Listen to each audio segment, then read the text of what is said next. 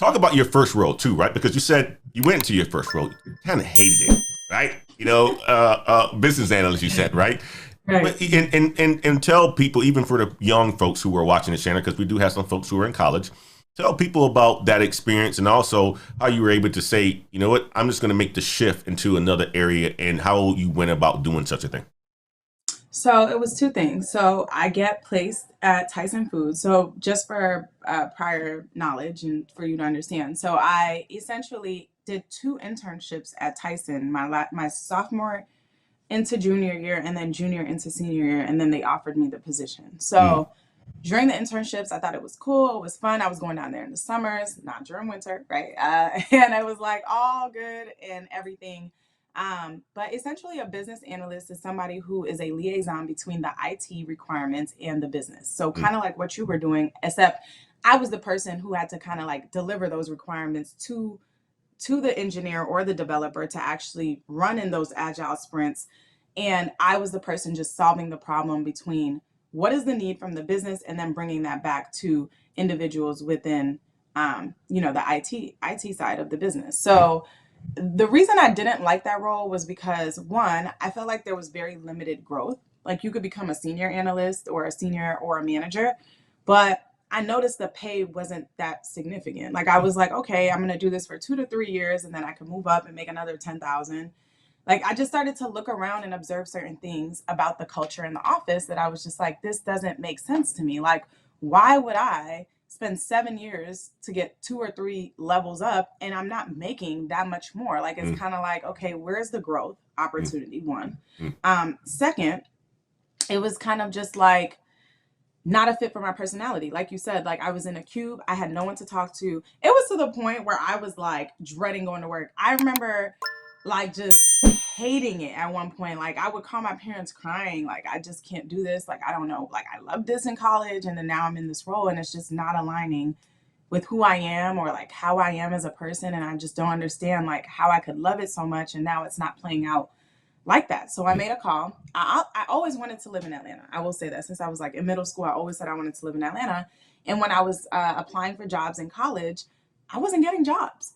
Like I was not mm, getting jobs. I remember like I had like a 3.2 or something. And I remember all the big tech companies like, you need a 3.5. They weren't even looking at me. And I was just like, dang, like, I didn't know I couldn't even just get the job, sit in front of you guys. I remember I interviewed with JP Morgan mm, and it was like a super technical interview. And I just went in like, what is going on? This is like crazy how crazy this is going to get now that I have a real job. So, it was also more so like I took the best job that I could get at the time with intentions of saying I'm going to get to Atlanta. mm, Like this is going to be my stepping stone. I can go to a Fortune 300 company and pivot to a Fortune 500. And I've done this multiple times in my career, which I will tell you about, like how I left and strategically came back into a big company because sometimes you can accelerate a little quicker at a smaller company. It's very easy mm, to navigate. mm, So I was like, okay, look, I already have a good repertoire here. I already have a job on the table. Take the 60K. And I saved a lot of money that year because there wasn't nothing to do out there. My bills were very, very cheap out there. I think my rent was like 650.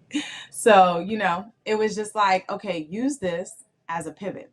But it got to the point where there's no end date, right? Like I take mm, this job now and there wasn't like after 1 year, Tyson's gonna just shift me over to Atlanta. Like it was like, okay, now you actually have to put in some work yep. to get to your next step. So I networked. I used my network. That's what I did. I called on people in tech in Atlanta and I said, hey, I'm really looking for a new job.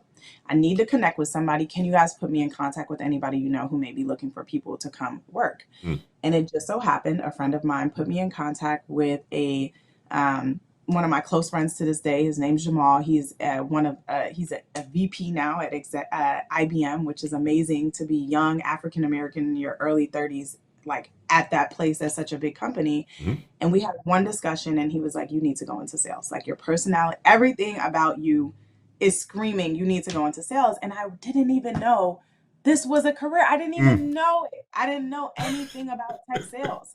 So now I started looking up and I'm seeing they making, I'm like, oh, I can get 75 to 80 and some commission on top. Oh, so we talking about 150. I can double my salary. mm, I'm gonna be mm, working from home. You telling me I can get on planes, travel to clients, get a credit card. Like I'm just like, what was I doing?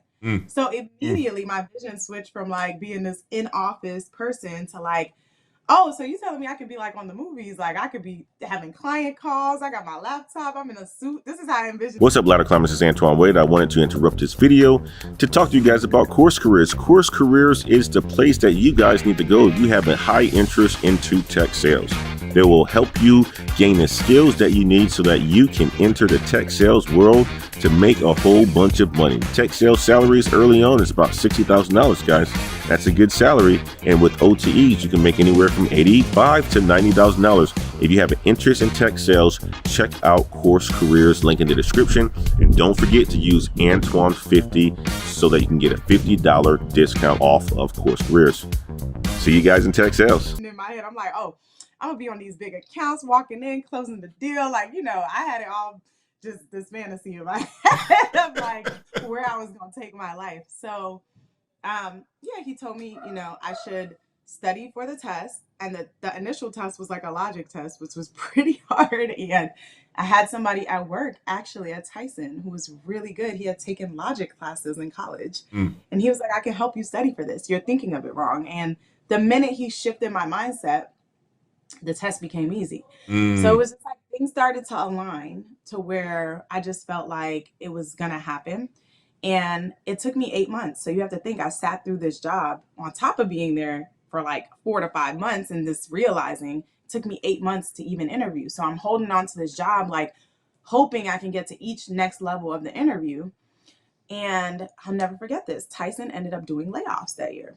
So they ended up doing layoffs.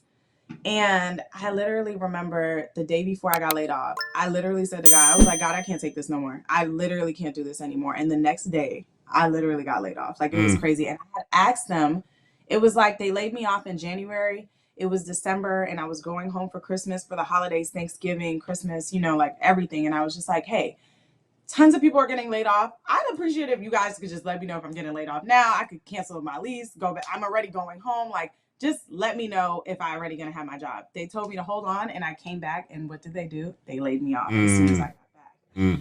I was just like, wow.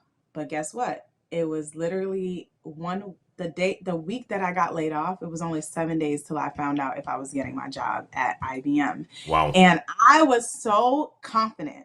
Like, I was like, I know this was meant to happen. I'm getting this job. And when IBM called me, I was literally like, yes, like I knew this was like for me. You know what I mean? Like I knew it was aligning a certain way, especially because like when I prayed about it and then I got laid off the next day, I'm like, God's not just gonna lay you off and have you out here down bad when you just had your last interview at IBM. You know what I mean? So I was just pretty confident.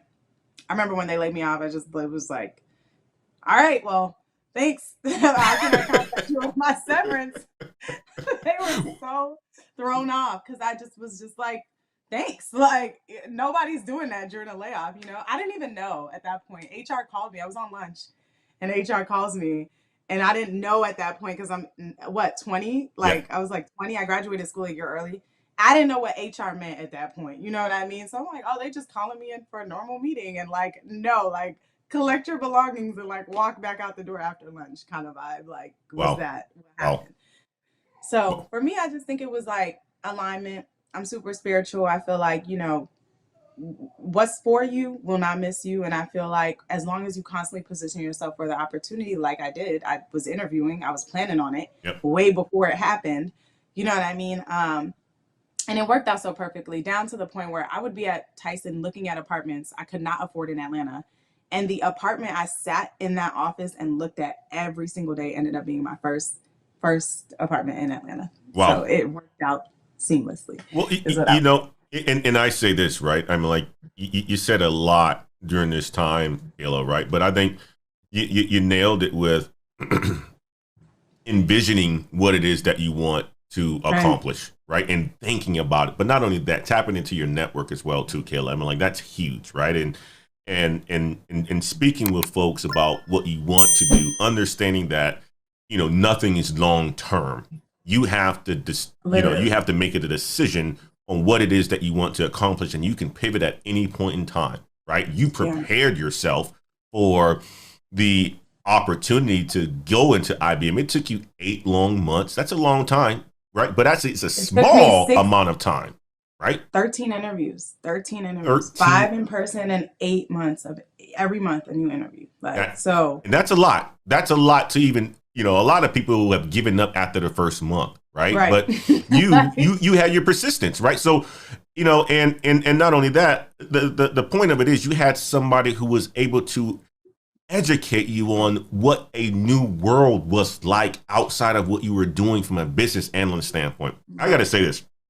I knew about tech sales a long time because as a software engineer in a professional services organization who delivers, software after it's been sold, I worked with the salespeople all the time. And I never saw myself, Kayla, as a salesperson early on. Matter of fact, I despised the salespeople because they would always, or sell stuff that didn't necessarily exist. It wasn't out of the box. It made my job harder. But now, since I've been in sales and I have looked at it, and I just said, that was just my inexperience. You have to sell the idea. You have to sell a vision. You have to sell what the future looks like. And if I was to look back at myself, I would just say, you know what? I was green at that point in time. I didn't know. I didn't have the people like you had in your career early on to say, hey, you know what? This is another path that you can go in. This is your skill set, right? You're an extrovert. You are logical. You are a detail oriented. You like plans. You like strategies. This is the place for you, Kayla. Maybe you should go down this direction. And then you said, hey, you know what? I can, make $150,000 a year. I can walk into these meetings with a little bag looking good. You know what I mean? Selling deals, walking out, making more money than people at senior level positions who've been in operations for a very long time. That's great that you got that early exposure. That is so fantastic. You got that early exposure.